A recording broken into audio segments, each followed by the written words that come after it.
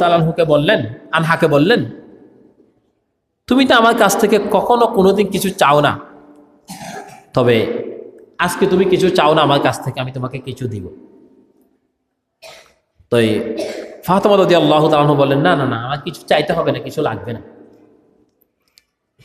বলছে, না আজকে তুমি কিছু চাও, কোনোদিন তো তুমি কিছু চাও না।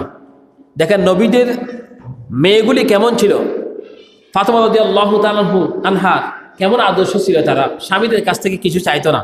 আর এখন আমাদের মা বোন যারা আছে, তারা স্বামীরা কাপড় চোপড় দিতে না পারলে বলছে, আজকে তোমার খাবার বন্ধ, তোমাকে বাদ দিবে না, এমনি আসছো এখানে, না আমাকে কিছু নাই এনে এখানে কি জন্য আসছো, তোমার আকল জ্ঞান বলতে কিছুই নাই। কিন্তু আল্লাহ নবীর মেয়েগুলি কেমন আদর্শবান ছিল, বলছে হযরত আলী রাদিয়াল্লাহু তাআলা বললেন, কিছু চাও? না আমি কিছু চাইবো না, কিছু লাগবে না। বলছে, একটা জিনিস তোমাকে আজকে আবদার করে বলছি, রাখো। বলছে, না দরকার নাই আমার। বলছে, এমনি একটা আবদার, তাহলে আপনি যেহেতু বলছেন আমি একটা কথা বলি, একটা আমার ওই ডালিম খেতে ইচ্ছা করে, একটা ডালিম নিয়ে আসেন আজকে। ডালিমটা আনার জন্য গেলেন বাজারে, সেখান থেকে আসার সময় একটা মিসকিন সামনে পড়ে গেল। তিনি বললেন যে আমি কিছু খাইনি, আজকে 3 দিন পর্যন্ত উপবাস। এই ডালিমটা আসার সময় ওনাকে দিয়ে ফেলছেন। বাড়ির মধ্যে আসলেন, আসার পরে ফাতেমা রাদিয়াল্লাহু তাআলা বললেন,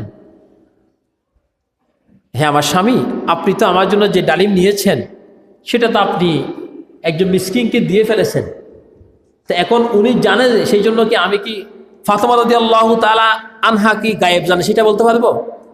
এটা হচ্ছে ইলহামের মাধ্যমে আল্লাহ সুবহানাহু ওয়া তাআলা অনেক কিছু জানিয়ে দেন। যখন একটা জিনিসের জন্য গেলেন, নিয়ে আসলেন না, আর স্বামীর মনটা বুঝতে পারে স্ত্রীরা, তো বলে যে আপনি নিশ্চয় নিয়েছেন, কিন্তু আপনি এটা অন্য কাউকে দান করে ফেলেছেন। তো একজন লোক এটে, যার নাম সালমান ফারসি রাদিয়াল্লাহু তাআলা আনহু, বাড়ির সামনে এসে হযরত আলী রাদিয়াল্লাহু তাআলা বাড়ির সামনে এসে উপস্থিত হয়ে গেলেন। বললেন, আমি তোমার জন্য 9টা খেজুর আনলাম। তো আলী রাদিয়াল্লাহু তাআলা বললেন, না না না, 9টা না, আমার জন্য হলে 10টা হবে। কারণ আল্লাহ সুবহানাহু ওয়া তাআলা বললেন, ইউবাদদিলুল্লাহু সাইয়্যাতিহিম হাসানা, যদি আল্লাহর জন্য যদি কেউ যদি 1 টাকা দান করে, আল্লাহ তাকে 10টা দিবে। বলছেন, তুমি আমাকে কি জন্য 9টা দিছ? আবার হাত দিয়ে বললেন যে তাহলে এটাও শুদ্ধ নাম, তাহলে তুমি 10টা দিয়ে দিলেন। সুবহানাল্লাহ। আল্লাহর জন্য যদি কেউ যদি 1 টাকা খরচ করে, আল্লাহ তার জন্য 10 টাকা দিয়ে দেন। দেখেন আমরা অসহায় যারা হাত পাতবে, তাদেরকে 1 টাকা হোক 2 টাকা হোক দিব। ওটা বুঝাতে চেয়েছিলাম। ফাতেমা রাদিয়াল্লাহু তাআলা আনহা, তাদের আদর্শ কেমন ছিল, আর আমাদের মা বোনদের আদর্শ কেমন ছিল?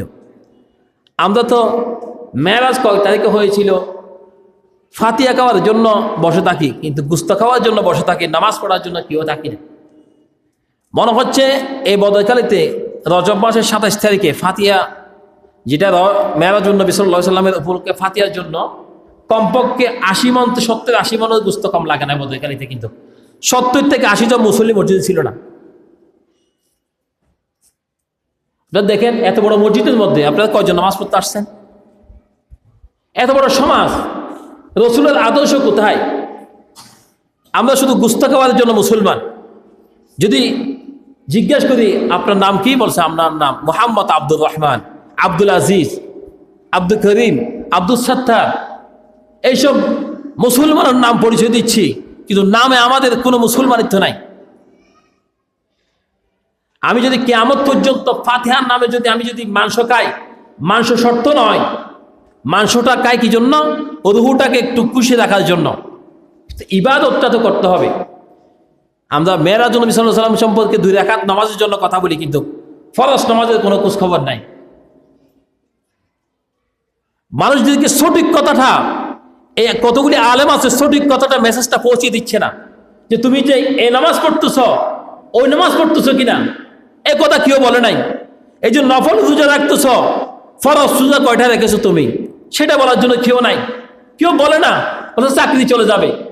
একজন ইমাম সাহেবকে এক সময় একজন বলেছিল, একজন আলেম বলেছিল, ইমাম সাহেব আপনি মসজিদে শুধুমাত্র কোনো বাংলা অর্থ দিয়ে কোনো কথা মুসল্লিদেরকে বলেন না, শুধুমাত্র আপনি আরবিতে খুতবা দিচ্ছেন, কারণটা কি আপনি আমাকে থেকে একটু বলেন তো।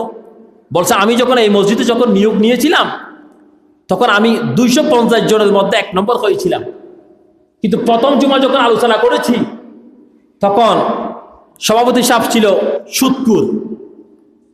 নামাজ শেষ হয়ে গেল, সুদকুর ডাক দিল, হুজুর এদিকে আসে কথা আছে। বলছে কি?